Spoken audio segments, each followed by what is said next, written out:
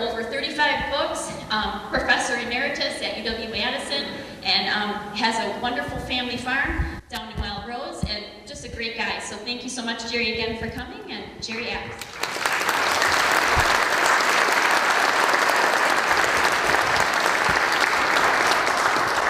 Thank you so very much, and thank you for coming out. This is a blustery evening. I could see where you would say, we'll have to stay home tonight.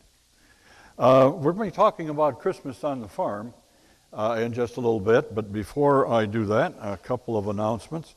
It's kind of nostalgic to come to this church because, interestingly enough, my folks were married at this church in 1924, which is a day or two ago. And they were working at a farm in Manawa at the time. And they stopped off at the parsonage and got married. And that's about all I know about it. A couple of other announcements. I see a few of my books left on the table back there. You're welcome to stop by, and I'm more than happy to sign one for you after the program. And stop by if you have a question or if you have a story to tell or a picture to show me. I'm happy to do that. I have a website on the computer, jerryapps.com. You're welcome to look at that. I also have a blog, which means I write something, 2 or 3, 4 paragraphs every week. I've done it for 10 years now, and I list some of the places where I'm going to be speaking and talk about something that's of interest to me at the time.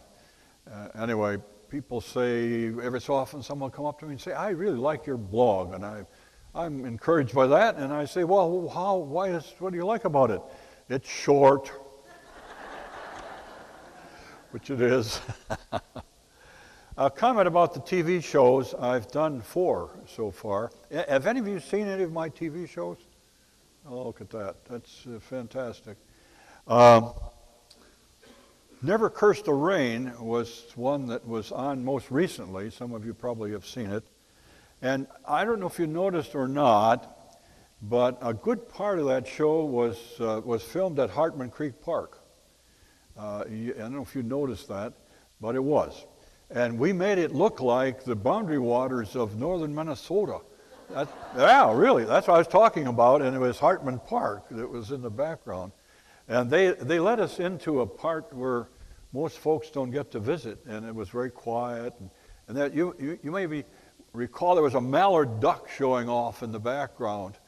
It takes some doing to get a mallard duck to do what you want it to do. I'll tell you.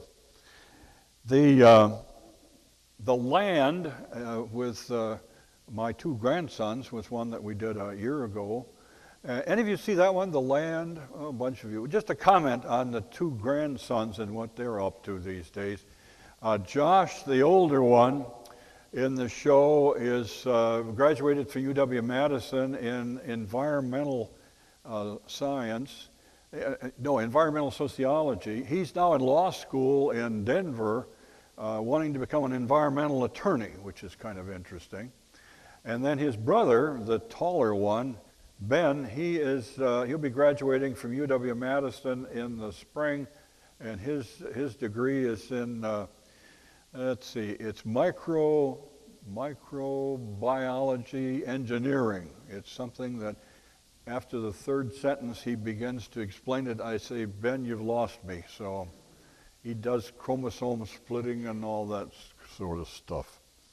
There's a new show coming up, and it will be aired on public television in March, and it's on one-room country schools. Any of you attend a one-room country school? Look at that, quite a bunch of you. You will enjoy that show, I believe. And I'll give you another hint, a leg up, so to speak. We are showing, prior to March, airing on public television all over the state, we are having a premiere showing at the Wild Rose High School. And that date will be on February 21st. I think that's a Wednesday night, February 21st. So if you want to come down 22 to Wild Rose the high school auditorium. You'll have a chance to see the whole thing without any, please send money. Because that's what's going to be on in March. One of the things that I have been doing for many, many years, since 1971, is to teach creative writing. And my emphasis in creative writing is to get people to write down their own stories. And some of them get their stories published, but that's not the intent of what I'm teaching. I'm trying to get people to write down their stories for their families and for their kids and their grandkids. Stories about what it was like when they were growing up. And in the case of tonight, stories about what you remember about Christmas when you were a kid. Because today we don't write letters, and we use email all the time, and the email disappears up there in the cloud someplace. That's what they call it anyway. And so I'm encouraging people to take out a little time and write down the story, your story, and share it with your kids and with your grandkids. And if you need a little help in doing that, interestingly enough, I have this little book called Telling Your Story. And this book is a result of my writing students over the years. I have like 1,500 of them now been in my classes. They've said to me, when are you going to write something down about how to do this? You tell us how to do this, but when are you going to give us something that we can take along? So this is it. And it's all about how to write down your story, how to tell your story to a group, how to tell your story on television, how to tell your story on radio, all the stuff that I do. It's in this little book. So stop back at the table and have a look at it. Christmas on the farm. An interesting topic. Little background first. I grew up on a farm 2 miles from the farm that I own now, west of Wild Rose. It was 160 acres. We had no electricity. We had no indoor plumbing. We heated our house with wood stoves. Any of you have an experience like that? Quite a few of you. And Christmas was a very, very special time on our farm. But it began right around Thanksgiving time when the Sears Roebuck Christmas catalog arrived. Remember the Sears catalog? Oh, how wonderful it was to page through that catalog and think about what it is that you would like to have for Christmas. And my folks, I'm talking about the latter years of the Depression now, in the 30s and the 40s during the war years. They didn't have very much. And what they said to us was, you can pick out one toy, and one item of clothing, and that's going to be it. And you can't imagine how much time we would spend thumbing through this Sears catalog, trying to decide what might be the toy we would like. Well, as soon as I learned how to read, which is some 1939 when I was in first grade, learned how to read, I wanted a book. I always wanted a book. And I still always want a book. I never got over it. But so I would pick out a book, and then a sweater or mitten, something like that. That's how it all began. And then, so important at the time was what was going on at the country school. Our country school was a mile from our farm. Every kid should not walk more than 2 miles. That was the plan. But so mine was only a mile. And as my kids said to me, Dad, we know it was uphill both ways and every day was winter. Because I've told the story many, many times about going to the one-room school. But immediately after the little Thanksgiving break, the teacher at the time, and for those of you not aware with what one-room schools are all about, there was one room with one teacher and all 8 grades. And a word about our school so that you know what we had. It had no electricity until well, I was in 4th grade, I guess, when we got electricity. So no electricity in the early years. It, too, was heated with a wood stove. No indoor plumbing. There were outhouses on 2 corners of the school lot. The school still stands there on Highway A west of Wild Rose, 3.5 miles. It is a house now. Somebody's living there. And so that was the circumstance of the school. And the teacher at the time, and we seemed to have a different one every year. I don't know why that is. I suspect they couldn't stand us, and they went on to some other place. But she would get us all together, which was not hard because we were all in the same room, and would say, well, now we're going to start planning for the Christmas program. And I'm going to take you through what it was like when I was in 1st grade, which is 1939. And she would introduce us to the songs that we were going to sing, the little plays that we were going to put on, and the pieces, the little short talks that each one of us would give. And she was passing all this information around to us, which she had reproduced on a hectograph machine. Any of you remember the hectograph machines? The young people rolled their eyes when I used that language. Anyway, we each got a copy of what it was that we were going to do. And shortly after, maybe the 2nd week after Christmas break, Thanksgiving break, we are practicing. We're beginning to practice what's going on. And I, as a little 5-year-old, I had just turned 5. I have twin brothers, so I think my mother was happy to get me off to school. I just turned 5 in 1939, and the teacher began to explain that each one of us is going to have a role in the Christmas program. And I said, Miss Pioski, she was our teacher then, and wonderful. She was an old woman, 18 years old at the time. I thought she was old. Black hair, beautiful woman. And she said, Jerry, you're going to have to say your piece. And today, when we use that language, say your piece, that, I believe, comes from that one-room school experience where each one of us was expected to say our piece. And she said, now, Jerry, you're going to have to stand up on the stage and say your piece. And I said, Miss Pioski, I don't know where I got this idea in my head, but I said, Miss Pioski, I don't want to do that. I'm shy. When people come into our yard, I run and hide in the woods, which is true. I still am very shy. You probably don't notice that now. Anyway, she said, well, it doesn't matter if you're shy or not. You're still going to stand up on the stage and you're going to say your piece. And I was scared witless. Oh, my gosh. What am I supposed to do? I'm just a little bitty guy. I'm supposed to stand up on a stage and all the people are gathered like this crowd tonight. And I went home and I said, Mom, Miss Pioski wants me to say my piece. She said, well, you're going to do it. I had no help from Ma, whatever. She said, yes, you're going to do it. So what am I going to do? I am worried sick. And I am practicing. I had it all written out, and my mother is helping me memorize it, and we are working very hard on it. Meanwhile, about 2 weeks before the Christmas program, the school board arrived, and they on a Saturday, and they set up the stage. And these were 2x6 planks that were stored in the woodshed.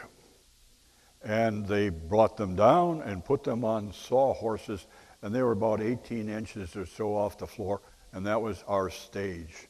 And I thought, this is just absolutely wonderful. I'm thinking, my gosh, if I didn't have to stand up there, this would be the greatest thing going. And in the piano bench were black curtains. She fished out the black curtains, put them on a wire so you could pull the curtains back and forth. Oh, my goodness, what wonderful thing this is going to be. And then there were bed sheets on the side so that the stage you could dress in the corners on each side. And now we could practice on the stage, and that was great fun, but I'm still scared to death. How in the world can I ever make it? I'm too shy to do this. And Miss Pioski finally, she said to me, I'm going to give you I'm going to show you a secret. I'm going to help you understand that when you stand on the stage, if you do what I tell you to do, you will do just fine. And she whispered it in my ear, and I smiled, wondering if this is really going to work. And now the night of the Christmas program arrived, and the Chain of Lake School is about a third the size of this congregation gathered here today. And there they all are, packed. It's overheated. The stove was too hot. Everybody was too warm, but that was part of the deal. And everybody in the community was there. The bachelor farmers, the cousins, the aunts, the uncles, those that had kids, that didn't have kids. Everybody came. It was a social event of the year. And I'm now to stand on the stage. I'm the first one on the program even. And I'm up on the stage, and I've got new bib overhauls. I got two pair of bib overalls a year, 2 new ones. One when I started school in the fall, and one at the Christmas program. How wonderful it was. That smell of new overalls, I can still smell it. Wonderful thing. And a new shirt. Oh my gosh. And Mother said, you got to comb your hair. I usually didn't. I had more hair then. You usually had to comb I had to comb my hair even. And now I'm on the stage. Oh. And she said, now you can use your outdoor voice. In fact, you must use your outdoor voice because there are people way in the back. They're not going to be able to hear you. And so I used my big outdoor voice, which is as big as nothing, but you know. And so then I tried to remember what the secret was that she had shared. And then I remembered it. And then I pulled the hands out of my pocket, stood up straight, and said, I'd like to welcome all of you to our Christmas program. That was it. And the secret was, do you see that damper on the stovepipe in the back? You stare at that, and people will think you're looking right at them, and you will look right over the top of them, and you will do just fine. And I did it. And so you've been wondering why I have been looking at that. Well, that's why. I have many stories related to Christmas at the Christmas program at the country school, as do many of you. You should write them down. Don't forget to do that. One year, maybe it was the year after, I was in 2nd, 3rd grade, and the teacher that year was a pretty good piano player. And we had an old piano sitting up in the front of the schoolroom, and an old upright piano. And mice at different times had nested in the piano. I mean, they nested in the library. There were mice all over the school. That was a common problem. And so the piano was one of those rare instruments that sounded, well, when the mice built a nest. What could they build a nest from? But they chewed up the felt that was in the piano, some of it. And so the piano sounded ever so much like a honky-tonk barroom piano. And when it was not banging away where there wasn't any felt, it sounded like what an out-of-tune piano would sound like. Because the school board didn't realize, it never occurred to them you could tune a piano. That was the last thing that they wanted to know about. So on this particular Christmas program night, we are all primped up and gathered there, and everything is going beautifully well. And now it's time for the nativity scene, because in those days we celebrated Christmas at the one-room school. And the nativity scene was the highlight. One of the kids was Joseph, and another was Mary. Joseph wore an old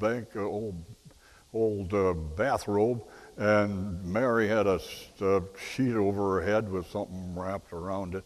That was enough to make some of us giggle. And the teacher said, there will be no giggling. There will be no smirking, no laughing, no smiling, no nothing. This is a somber time. she put the coin of phrase, the fear of God, in us at that moment. Well, she's starting to play Away in the Manger. And in the manger is a naked doll, the baby Jesus. And she's playing on the piano Away in the Manger. And the quartet is on the stage singing Away in the Manger. And they no more than got through the second line, and a mouse stuck its little head up from in the piano. He was, well, I don't blame the mouse a bit. I mean, how would you like to be home and have somebody pounding on your house? And so the mouse, she couldn't see this now. The mouse crawls out, crawls down the piano, walks up on the stage. It was an atheist mouse. It was not celebrating Christmas. It marched, and by this time, everybody is giggling, and soon everybody is hoo-ha-hawing, and the teacher's neck is red, and she turns around and sees the mouse, and she begins to laugh as well. And a school board member grabbed up a broom and rushed up on the stage and shushed the mouse down the aisle. The little kids are crying, the girls are climbing up on the chairs.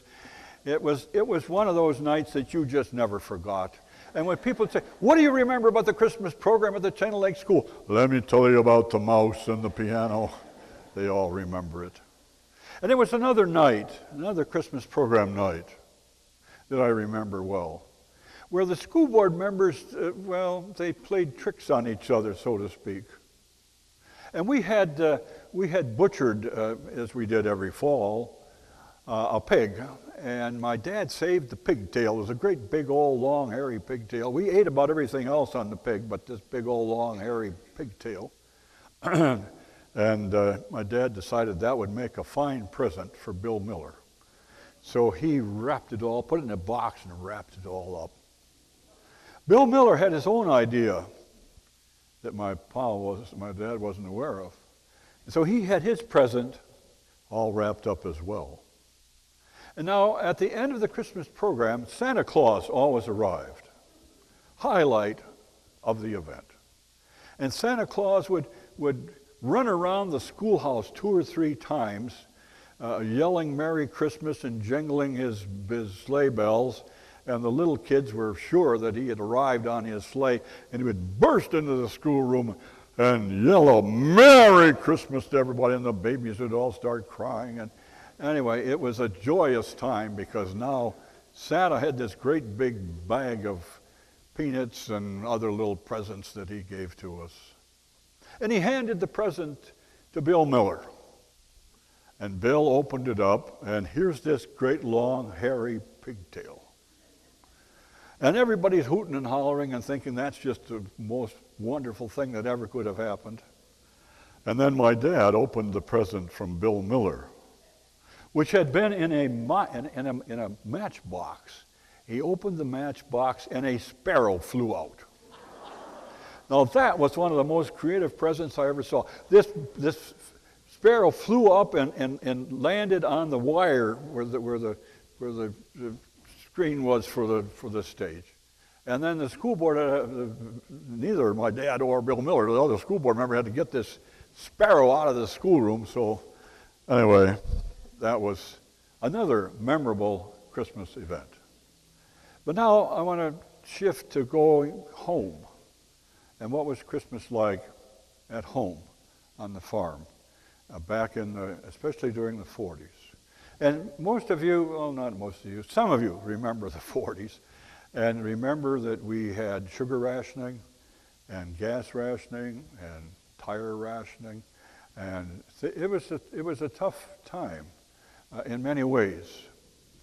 Different than the Depression where we didn't have anything.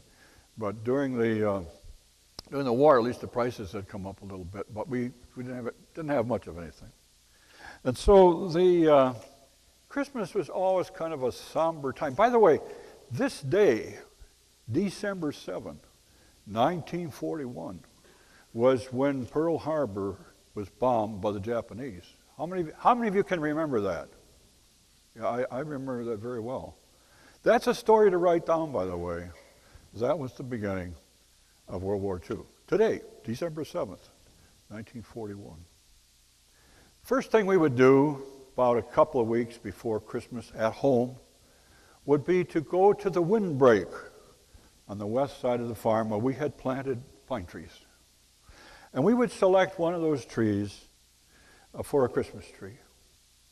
And to this day, on my farm, I run a tree farm now at west of Wild Rose.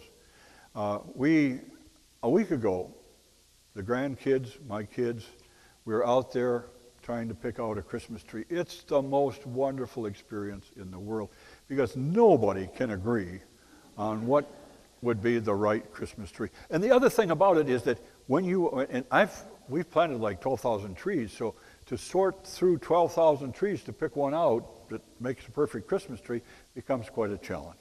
And one of the problems, of course, is that when you are out in the woods, the trees always look shorter than they really are because the comparison is always to something much taller. So invariably, they'll pick out one that's 20 feet tall when the ceiling is 8 feet tall.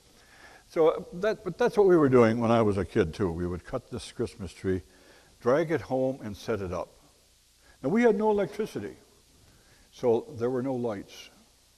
And my dad thought it was absolutely ludicrous to try and put candles on a pine tree, and he was right. Really, there's nothing more dangerous than having candles on a pine tree if you want to burn your house down. And so there were no lights, no candles, no anything on the Christmas tree.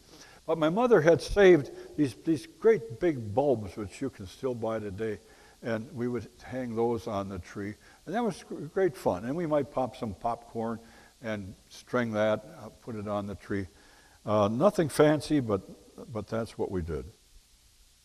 And then when Christmas Eve came along, the first thing that we would do on Christmas Eve, after the barn chores was done, and we had a small dairy farm, and you milked cows twice a day, 365 days a year.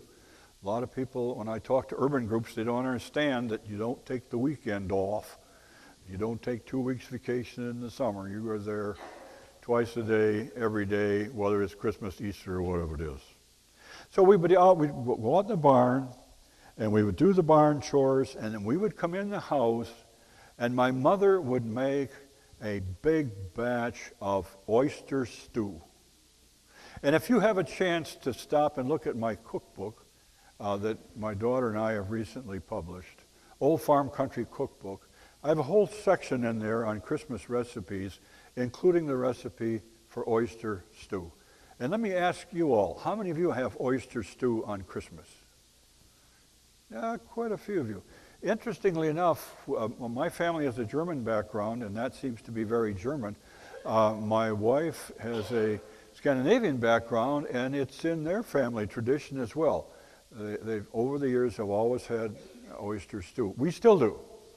And we're trying to get our kids and grandkids to like oyster stew. It's a challenge sometimes. Anyway, now with the oyster stew, we're back out in the barn, and we finish the milking. Now we're milking cows by lantern, and I've written a lot about lamps and lanterns and how the light of a lantern is a very different light than when there are bulbs all across the back. But anyway, we're out in the barn, and we're doing the milking, and when the milking is done, we drove for many years to West Holden Lutheran Church. And it was not our choice, but it was all that was available. Being German, my mother had grown up with a German Lutheran church, and it's silly when you think about it today, but the German Lutherans and the Norwegian Lutherans sort of looked at each other like a Muslim might look at a Christian today. It was just, geez, you're really different. So we put up with the Scandinavian, with the West Holden Lutheran Church until the German Lutheran Church was built in Wild Rose. So we're at this, and they were great people, by the way. And the church was also heated with a wood stove. in those days. So that was kind of interesting. Then it was back home and to bed and waiting to see what we might find under the Christmas tree on Christmas morning. And people find this kind of strange, especially when I'm talking to urban groups. We were not allowed, when we came down from that upstairs bedroom, which was heated with a wood stove pipe, with a stovepipe from the stove below, colder than thunder in that bedroom, run downstairs with our clothes in our hand, dressed by the wood stove, and the Christmas tree is off the side, but no peeking at the presents until the barn chores are done. Out to the barn, do the milking, then come in, and now you can, for the first time, look to see what you have under the tree that Santa brought you.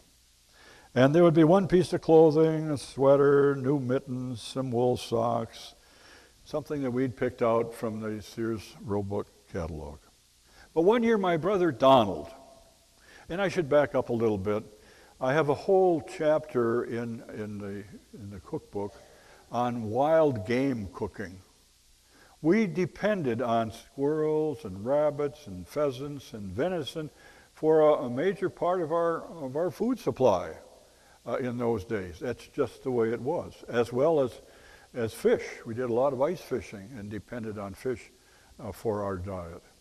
But that one particular year, my brother Donald, he wanted what was called a crow shoot. You can still buy the thing. It's a little cork gun. It shoots corks. And you get little crows that sit on a little fence. And the idea is you take your cork gun and you try to hit those crows. And my brother Donald, some of you know him, he was a barber in Nash Coro now. He was really good at it. He was shooting at these crows and they were tipping over one after the other.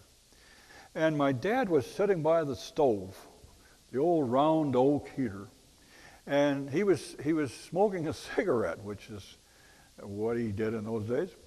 And what got into my little brother, I don't know, but he took aim at my dad's cigarette without my dad knowing, and darned if he didn't hit it, and the cigarette went flying. My dad went, whoa! Now, his brother, he has a twin brother, we thought, the twin brother and I, this would be the most, well, what will happen to Donald? This is the most awful thing that you could ever imagine. Shooting the cigarette out of your dad's mouth. I mean, that's, oh my gosh. I'll bet he'll probably have to shovel out the calf pen all by himself.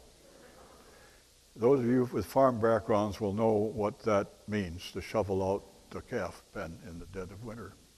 But my dad picked up the cigarette, put it back in his mouth, looked over at Donald and Darrell and me and said, "That was a pretty good shot." That's all he said. Because deep down, a lifetime hunter, he respected the fact that, by golly, this kid can shoot straight. Just what's kind of interesting. Then we would have a big Christmas dinner.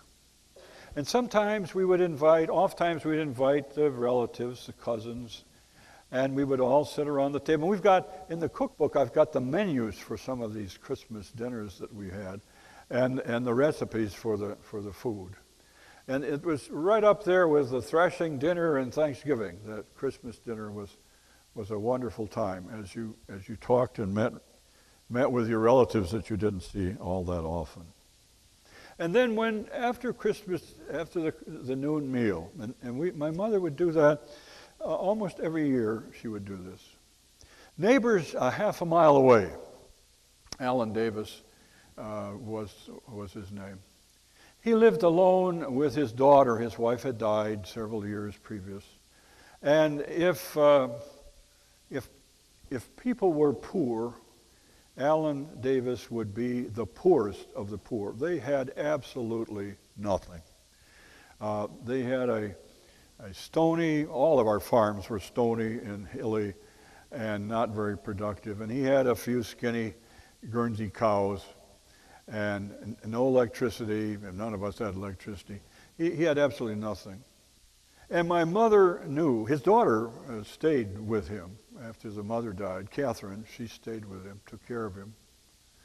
And my mother and Dad knew that they were likely sitting at home on Christmas without anything. And so my mother would bake a special apple pie just for Alan and his daughter. And she would say to my two brothers and me, now you take this down to Alan's place. And I want you also, and she would buy some little thing for each of them. And let's say this particular year, for Alan, she bought a pair of work gloves. And for Catherine, she bought a frilly little handkerchief. And my two brothers and I, we walked, it was only half a mile or so, 3/4 of a mile, down to Alan's place. And there they were sitting by the wood stove, not a sign of any Christmas decoration, no Christmas tree, nothing. And they were so happy to see us, oh my gosh. And Alan would ask, well, how's your mother doing, and what's your dad doing, and how are the cows milking, and all those are the kind of questions farm people ask each other. And then we would give them the pie. And they were so thankful. And then the two presents, the present to Alan, he opened it, and there were a pair of work gloves, nothing fancy, 39 cents at the Wild Rose Mercantile in those days. And Alan said, you be sure and thank your mother for me. Be sure and thank your mother for me. And then Catherine opened this little package. I'm sure that's the only Christmas present she got. Opens this little package, and there's a frilly handkerchief. And her eyes filled with tears. And she said, be sure and thank your mother. Be sure and thank your mother. I've never forgotten that. How one little thing, a pair of gloves and a handkerchief, there probably was $1 worth of presents for both of them. What a difference that made in helping us, my two brothers and I, understand that Christmas is a lot more than gathering hundreds of presents and having all kinds of fancy decorations and all the rest of it. There's an essence to Christmas that's far, far more important than that. And that simple lesson with Alan Davis and Catherine taught us that.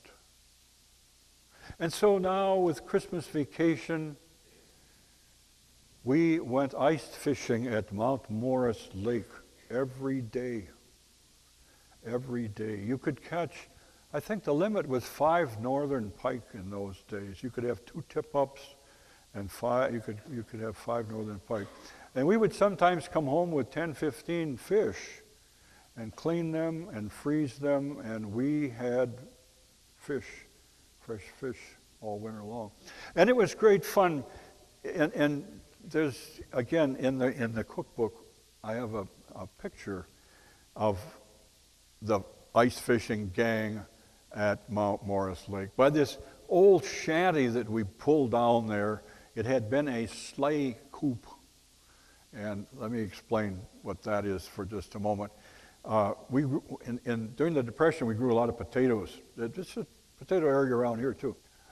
We'd had 20 acres of potatoes, and come spring, come first thaw in March, we would load up the potatoes on a sleigh, and there was a little building in the front, a little coop it was called, with a window in front and the lines for the team out front, and that's where we hauled the potatoes to town with a bobsled. Well, by the time we were ice fishing in the 40s, we didn't do that anymore, but we had that little sleigh coop left over, and it had a little stove in it, a little metal stove. And so we set that up on Mount Morris Lake, and we'd all crowd in there, and we look out the windows for a tip-up flag to go up.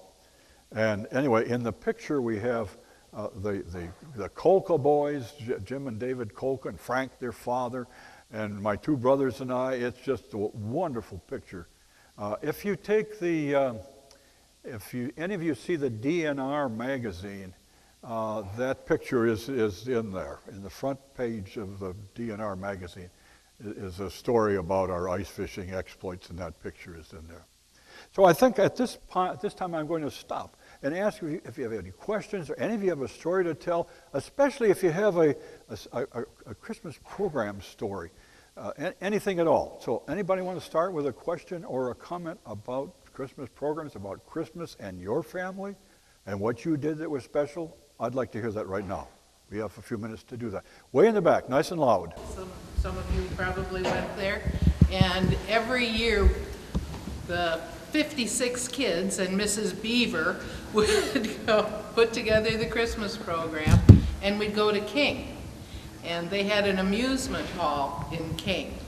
And you talk about being in the high roller club. We had a stage there, a real stage with curtains that pull. Oh, just like ours. Like, yeah. And we all had pieces. There was a big play, and so we all had our piece to do, but then we would also square dance. And everybody had to learn to square dance. Everyone had to learn to square dance because we would do the square dancing for the veterans and all the aunts and the uncles and the grandparents and everyone else in the school. See, that's a wonderful story. It is. I need to write it down. What was the name of your school? What? What was the name of your school? Guards Corner School. Okay. Right up where the Quick Trip is, out on Yeah. 20, You had 58 QQ and 54. You had 50-some kids? 56 kids. Oh my gosh. And one teacher. I know. But then we had to send the 7th and 8th graders, some of you might remember that, the 7th and 8th graders had to go over to Barton School because it was just way too crowded. Sure. But, you know, if you're a teacher, as I became, and you think about writing lesson plans for 8 grades and how many subjects every day, you go and, Isn't that something? amazing that we even learned to read.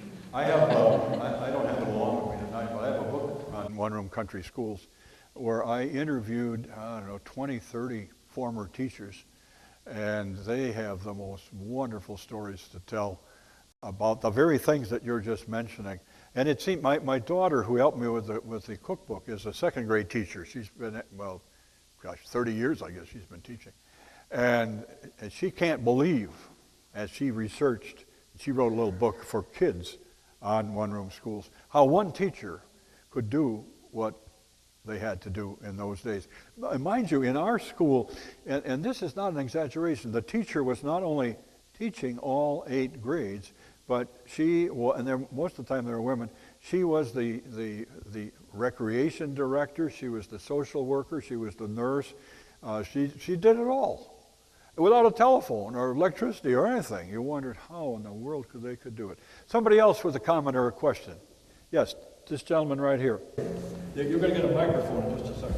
I went to a one-room schoolhouse down in Waupaca County. It's out by Saxville, the Oakdale Schoolhouse. And you're talking about the Christmas program and the stage like you did. Our stage was stored in the woodshed too, but it was potato crates that they put down first, and then put the planks and an old rug over the top of it with the black curtains and everything. But I remember one year talking about speaking your piece, everybody had a part, and I had a part, and I was supposed to be an elf, and I was supposed to wear these big cutout ears. And I swore I was not going to wear them ears. And our teacher, which you probably may know, was Miss May Murdy. May Murdy was our teacher when that happened, and I wore those ears. Yes, you did not, in those days, you did not do anything other than what the teacher asked you to do. There wasn't any question about it. And if you did try to not pay attention to what the teacher had to say, your folks made sure that the next time that happened, you paid attention. Yeah, the worst part of that was my dad was on the school board. Anybody else have a Christmas story? My story is kind of when I quit believing in Santa Claus. Well, we were kind of the same. We only got one present a year, and that came from Santa Claus. So my folks would always say before Christmas, what do you want Santa Claus to bring you this year? And I says, a farm set, barn and little animals and all that stuff. And about 2 days before Christmas, I couldn't wait for Christmas. I go snooping around in the closet and I see this box up on top of the shelf, and so I somehow got myself up there and pulled this box down, had it open on the floor, and here my ma walks in. He catches me playing farm 2 days before Christmas, and well, it resulted in a good spanking for Christmas is what I got, but then right then and there, I knew that it was Santa Claus's present supposedly, and I knew Santa Claus doesn't come 2 days before Christmas. So that was the end of believing in Santa Claus. I bet the Easter Bunny had a problem after that. No trouble there. Oh, somebody from this side. Anybody with a comment, question? Well, we didn't go to one school room. We had two rooms at our school in Manchester. Pretty advanced. Green Lake County it was. And, but we had no stage. But uptown in Manchester, there's a whole, almost 300 people live there. And we would have to walk from our school, and it would be like 2 blocks, through town. And the older people, the older students had to hold the hand of the younger students, and then we would walk uptown to what was at that time where they had the dances, roller skating, and it had a stage. And so we would go there to practice, and eventually put on our Christmas program. And luckily we did have a stage with some old curtains that were kind of shredded, but it was pretty cool. And so that was our school Christmas program. Wonderful. Jerry, just an observation about one-room schools. If learning by repetition is good, one-room schools must have been fantastic, because by the time you got to the 8th grade, you'd seen the same lessons 8 times already. There's a lot of truth to that. It's where I learned how to spell. It's where I learned how to write. It's where I learned how to read. And it's where I knew how to work with numbers over and over and over again. That's absolutely right. And furthermore, one of the interesting characteristics of the one-room school is by the time you got to 5th, 6th grade, you were helping the kids who were having some problems with their math or reading. And as I say in the show that you will see, if you come to see it while Rose or watch it on the air, the one-room school was a wonderful example of what community means, because we learned how to work together, live together, play together, and there was none of this, well, we're going to pick on the little kids because we're older. We were all in it together. At least that was true at our school. There may have been some examples where that was not the case, but it certainly was at our place. Somebody, way over here, you haven't had a chance, way over in this corner. I didn't grow up in Wisconsin, but I grew up in South Dakota. And I went to a parochial school that was one room. Our church and the school burned. So we had no place to have our Christmas program. But at the high school, we were able to move to the high school. I was in 8th grade that year, but I had 2 younger brothers who were much younger than me, so they were in the front row on the stage. We each got a present to open before the Christmas program because it was our outfit to wear. And my 2 brothers got cowboy boots. They were so proud of these cowboy boots, but they're also uncomfortable. So as an 8th grader, I'm kind of cool. My brothers were taking their boots on and off to show them off. I was never more embarrassed. Very good. Somebody else. My sister had started school. It was the year before I was in school. This was at Pleasant Hill, over by Iowa.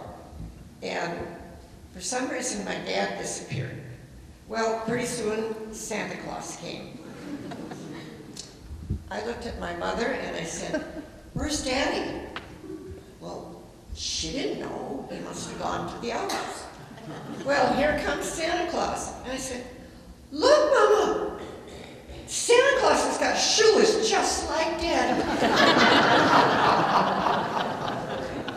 And his voice sounded well like it too. This isn't about Christmas, but this is about the one-room school and how everybody helped each other. And I was in first grade, and first graders got a 7th or 8th grader got assigned to a first grader. And so the experiences was that my desk was a total mess. So this 8th grader boy had to sit next to me and clean up my desk. And he was just not very happy with me at all. And he said, "Don't you ever get this desk messy like this again. I'm not doing this again." And I had the neatest desk the whole rest of my life. And then the other thing was he also had to teach me the Pledge of Allegiance. So, and there was a bunch of other stuff, but that was the other thing. And so I learned the Pledge of Allegiance while he was pumping me on the swing. You know, when we sat and he stood with his feet on either side of you and he was pumping me, and that's how I learned the Pledge of Allegiance. With that 8th grader teaching me while we were swinging back and forth. Wonderful. So, That's a great story. that's how the teachers, they rely on the older kids to help them out. Absolutely. Anybody else? Way over here.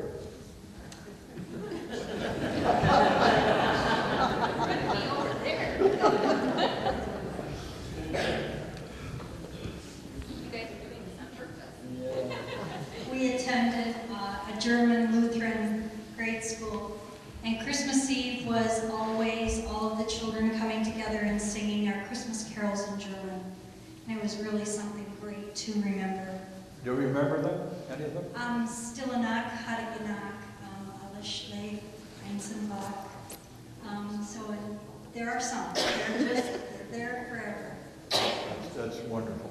I went to a one-room schoolhouse in Schwein County. At one time, we did have student teachers from the normal school in Schwein Falls. The back of our school, we had a library all the way across the back of the school. And our family also had the live candles on our Christmas tree. So I know how that was. You have a pail of water? No, but we made sure those candles were out before we left the house. Very good. Anybody else? You got time for a couple more. Mine is a little bit more of a before Christmas story. I went to a one-room school, Hobart School, that was north of, or about 13 miles out of Waupaca. And the stage was set up for the program, and we had started practicing and stuff. And I was horsing around with some of the kids, fell off the stage, hit my mouth on the piano keyboard, did not knock any teeth out, but I sure messed up my mouth for Christmas that year. It didn't look very good. Well. What the mouse think of that? The notes I hit on the piano keyboard were probably the only 2 correct notes I hit any time I played the piano. One more. Did the 8th graders in your school have to go get a Christmas tree for the program? To do what? Go get a Christmas tree for the program? No, the Christmas tree mysteriously appeared. The school board must have found it someplace. Well, I lived in a different county, but that was something we did, and we had our school on one side of the street, and the township town hall was across the street, which had the stage. So, of course, it was always the 8th grade boys that were supposed to get the tree.